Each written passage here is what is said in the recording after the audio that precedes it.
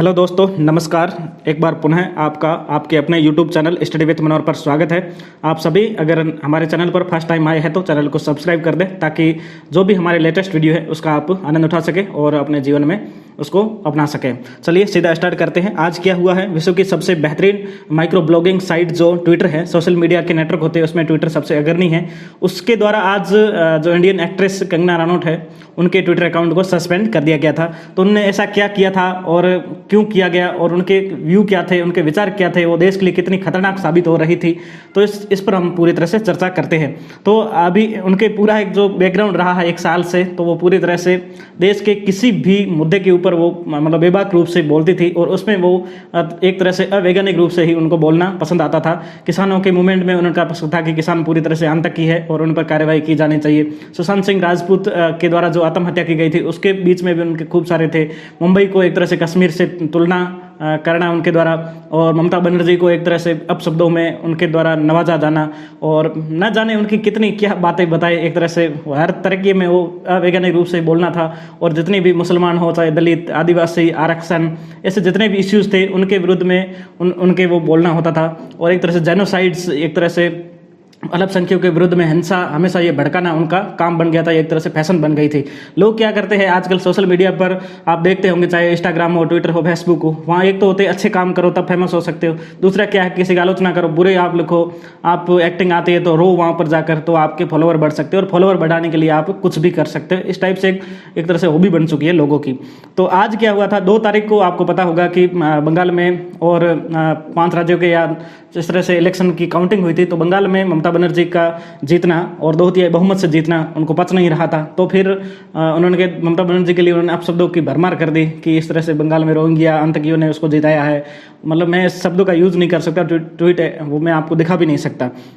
फिर क्या हुआ कि बंगाल में थोड़ी हिंसा होती है, हिंसा की पूरी तरह से हम आलोचना करते हैं क्योंकि इस डेमोक्रेसी के अंदर सत्ता का जो हस्तांतरण या सत्ता का जो हस्तांतरण है वो सुरक्षित होना चाहिए। इसमें किसी प्रकार की हिंसा नहीं होनी चाहिए क्योंकि भारत का संविधान है वो आपको प्रोटेस्ट का अधिकार देता है लेकिन हिंसा का अधिकार नहीं देता है। फिर उनके द्वारा जब हिंसा हो रही थी तो उन्होंने एक तरह से ट्वीट किया, और कितना खतरनाक ट्वीट था वो, इस देश में जेनोसाइड और नरसंहार के लिए वो प्रोत्साहित करने वाला ट्वीट था। उन्होंने कहा था कि एक तरह से भारत सरकार से कि अब समय आ गया है कि पश्चिम बंगाल में भी एक तरह से जो 2002 या 2002 के अंदर जो हुआ था उसको वापस रिपीट किया जाए। तो आप समझ गए होंगे 2002 में क्या हुआ था, इस देश में इतना भयंकर दंगा हुआ था और कई परिवारों ने अपने बच्चों को, माओ को खोआ था। तो इस तरह से वो बात थी। तब उसके बाद में पूरे दुनिया में एक तरह से मैसेज गया कि इसको आपको सस्पेंड करना ही होगा ट्विटर के द्वारा। तो फिर इनके ट्विटर अकाउंट को सस्पेंड कर दिया गया है अब फाइनल रूप से।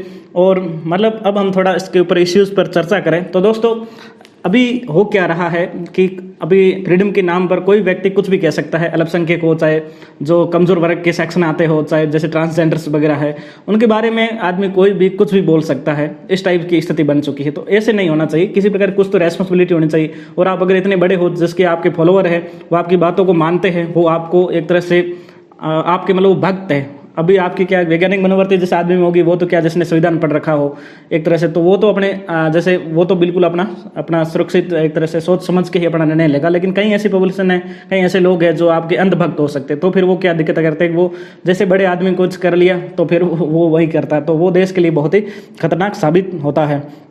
इसके बाद हम क्या सीख सकते हैं, तो इसमें चीज़ यही है कि एक तो ये है कि अपने जो भी काम करें वो वैज्ञानिक दृष्टिकोण से होना चाहिए क्योंकि आर्टिकल 51 का जो मूल कर्तव्य है उसमें वैज्ञानिक मनोवृत्ति अपनाने की एक नागरिक से अपेक्षा की गई है। उसके बाद में भारतीय संविधान निर्देशों के अनुसार ही किसी व्यक्ति को अपना आचरण करना चाहिए, व्यवहार करना चाहिए। उसके अतिरिक्त ही आपको फ्रीडम दी गई है क्योंकि आर्टिकल 19(1) जो आपको स्वतंत्रता देते हैं, तो उसके सेकंड में क्या है, युक्ति युक्त प्रतिबंध भी लगाया है। आप ऐसे नहीं कि आप किसी के ऊपर गरिमा वगैरह, मतलब देश की अखंडता, एकता, सबको आप तार करते जा रहे हो। सोशल मीडिया की बात करें तो सोशल मीडिया के ऊपर किस प्रकार की फेक न्यूज़ वगैरह वो किसी समुदाय के लिए, किसी जाति के लिए, किसी धर्म के लिए, किसी क्षेत्र के लिए एक अभिशाप बन सकती है, वहाँ पर जनसंहार करवा सकती है। तो ये जो है वो पूरी तरह से रोकनी चाहिए। और इस तरह से इनका जो व्यवहार था वो बहुत ही निंदनीय था। इसमें आपका क्या सोचना है, आप इसमें क्या व्यूज़ अपना ऐड करना चाहते हो? बंगाल में हिंसा हुई उसके हम बिल्कुल भी पक्षधर नहीं है, उसको रोकना ही पड़ेगा और आज वो ममता बनर्जी सक्रिय हो गई है और कल तक वो शायद रुक भी जाए। तो इस टाइप की चीज़ें ये हुई है। तो फाइनली एक तरह से कंगना रनौत को पूरी तरह से परमानेंटली उनको सस्पेंड अकाउंट कर दिया गया है। ये एक तरह से इसके दो पक्ष है, कई लोग इससे खुशी मना रहे हैं, कई लोग बता रहे हैं कि इससे ये गलत हुआ है उनके साथ, लेकिन गलत नहीं है बिल्कुल, ये एकदम सही कदम है क्योंकि उनको चेतावनी दी गई थी। 1 साल से उन्हें लगातार चेतावनी दी जा रही थी और वो उसके वायलेंस करती जा रही थी और लगातार देश विरोधी गतिविधियों या देश विरोधी चीज़ों में या फिर सामाजिक जो सद्भाव है, धार्मिक जो हमारा एक तरह संभव है, उसको वो बिगाड़ने की कोशिश कर रही थी।